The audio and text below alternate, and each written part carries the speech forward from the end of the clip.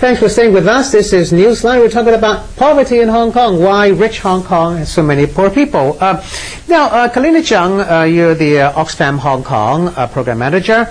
Now, I just want to, before the break, Christine Fang was talking, Christine Fang, Council of Social Service in Hong Kong, was saying that there should be a safety net. The government should be subsidizing various things, and you agree with that. Such subsidies need to come from taxes. The government needs taxes to provide such subsidies, right? Business tax in Hong Kong is 16.5%, and you're both saying that the bosses don't pay enough. Taxes are very low for business in Hong Kong, and the business community wants this tax to go down even more, to 15%, right? I don't know whether that's going to happen. I don't think so, but that's what they want. Now, if you have a very generous support system, aren't you in danger of sending a message to the business community that they don't have to pay workers a decent salary because there's a safety net which is financed by taxpayers? Yeah. That's the message the business community will get.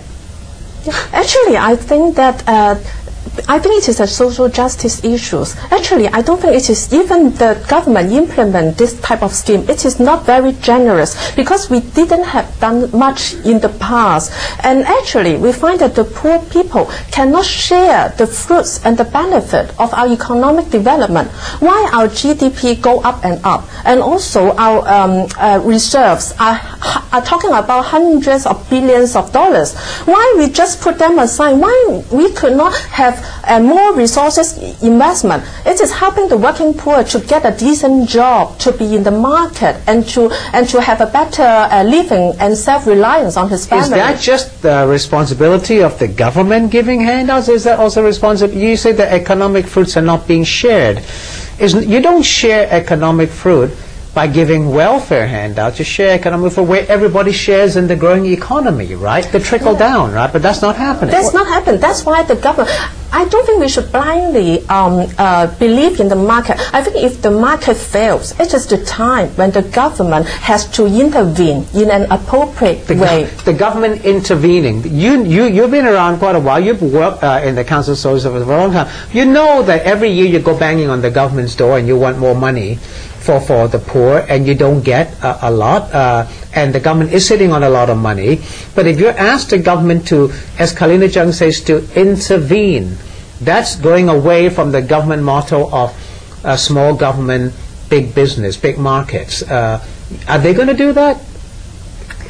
I mean, to solve the problem of poverty, I mean, we don't just need handouts. We're not asking to get money from the rich to go to the poor. We need good social policies that invest into the people. Like we need health care. People, we're talking about an insurance, health insurance system, but is it helping people who are in the grassroots, people who may not even be able to pay for their insurance, health insurance? So we need good policies that invest in people. We used to have them. We have 9 years compulsory education, 12 years of compulsory education. We're looking into... We still have those. We're looking into an aging population. We don't have a pension system, a universal or pension system that will safeguard elderly from falling into poverty. We see that the problem is growing. Especially, we see 1 in 3 elderly lives below the poverty line now. About 180,000 elderly people has to live on public assistance. But there's another 100,000 who survive on their own, picking I have seen them. We've all seen them. These are elderly people picking cardboard boxes and so on. But so we need policies that we need to review our MPF system now.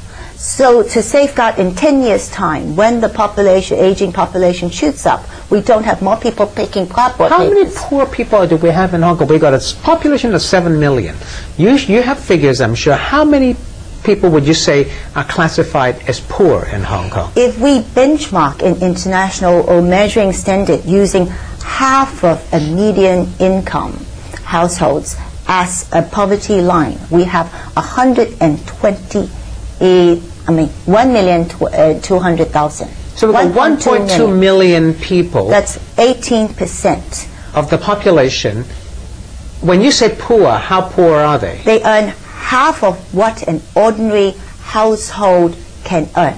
What is an ordinary household's income? For a 3-person household that has to pay for rent, food, and everything, the median income of a normal 3-person household has to earn about $20,000. If they earn just less than 10,000 Hong Kong dollars a month, they are living in quite a situation. So a family of 3 earning less than 10,000, yes, that's poor. You would classify that as poor? Yes. Okay. Half of the median income. For one person, it's less than 3,200. Okay, now, Kalina Tsang, Oxfam is an international organization. You've got Oxfam Hong Kong, you've got Oxfam everywhere. But if you look at other societies, I know two wrongs don't make a right here, but if you look at other societies, the wealth gap is also widening. It's happening in the USA. It's happening in a lot of Western countries too, where some people getting extremely rich and other people getting very poor. That's what we have arrived at this. Just the other day, there was some story in the paper saying that the number of Hong Kong millionaires, U.S. millionaires, have gone up, right? So at the one end, you've got people who are not doing well, but the market, the big market, small government, is also enabling other people to get rich. So can you then fault anybody for having a system like this? Half the people are happy. More than half the people are happy. But actually, I think according to the UN figures, actually we are really among one of the wealthiest economies in the world. But we also have the widest economic gap. Mm-hmm. I think we are it's almost the same as the US. Yeah, it's the same as the US. Just a little bit worse than the US, right? So I think in terms of our social policies, I think we could do more to have our situations better. Do what more? Actually, Oxfam now we are suggesting that we should reestablish the Commission on Poverty. Actually, it has been set up a few years ago. I know, and then it was disbanded. It didn't achieve anything, right? I think, it is very disappointing because, for example, in the global system, United Nations, they set up MDGs, Millennium Development Goals. At least they set the poverty reduction target, and then they track the progress and monitor the situation. And we're not doing that. But we are not doing that. I think we need a high-level commissions with the collaboration. Well, the last one was headed by Henry Tang, the chief secretary. That's high-level enough, right? I think now we need to reestablish restart it. that. Yeah, restart that. Okay, I've got 3 minutes now. I'm going to have to ask the both of you. As I pointed out, Donald Tsang is going to be giving his annual policy speech on October the 13th. And poverty is going to be one of the big issues. What would you like him to say, Christine Fang? What would you like our chief executive to say on the issue of poverty in Hong Kong? I think the first I would look to him that he plan ahead and look and tackle the issue of elderly in poverty. We need to review our MPF system, have a look how we can help elderly not falling into poverty. So we need a long-term vision and a policy to guard against helping people not to fall into poverty. That's poverty prevention for an aging population. I hope he can look into this matter. The second issue is on what Oxfam through this survey has raised is the issue of working poor. Now we're looking to him, it's how they set the minimum wage. Given the concerns that we've heard, we do see that even with a minimum wage, there's still a gap between a minimum wage that can be set now with a living wage.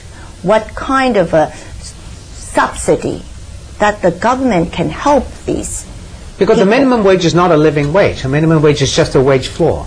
I mean, be it specific, helping transportation fees, helping students with internet. That's what Kalina was saying, right? Yes, specific livelihood support measures to help people at the grassroots. Okay, now Kalina Tsang, I've just got a minute or so left.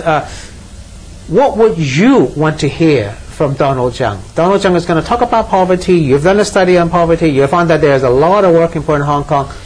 What do you want to hear from him? I think he should put working poor and also minimize the wealth gap as the #1 work target of his coming But that's year. easy to say. How is he going to do that? I think, as we say, on top of the minimum wage, I agree with Christine that we should have other income support policies. He should consider this as a transport support scheme, the support to the childcare services, provide adequate to them, and also he should also consider tax credits or negative income tax for the poor people. And in the long run, I think set up a commission on poverty to have a long-term strategy to fight poverty is the most important thing. And he should get the collaborations of civil societies, unions. Okay, last word, Christine.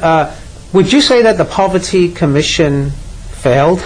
The one that was headed by Henry Tsang? No, I won't say so. It has done something, at least project-wise. They've done something for children, the Child Development Fund. They started the social enterprise, creating work for the disadvantaged people. But we're still as bad as we were. We've got half a million people living in, over 1 million people living in poverty. They don't have a long-term vision and commitment. They didn't integrate poverty eradication measures with social development policy making. They just tackle it as one problem. We need to look at our whole health issues, education system, pension system, to really tackle and prevent poverty. Well, I'm not sure that you're going to hear all that from Donald Tsang on October the 13th, but you know, we live in hope. See you next week. Good evening.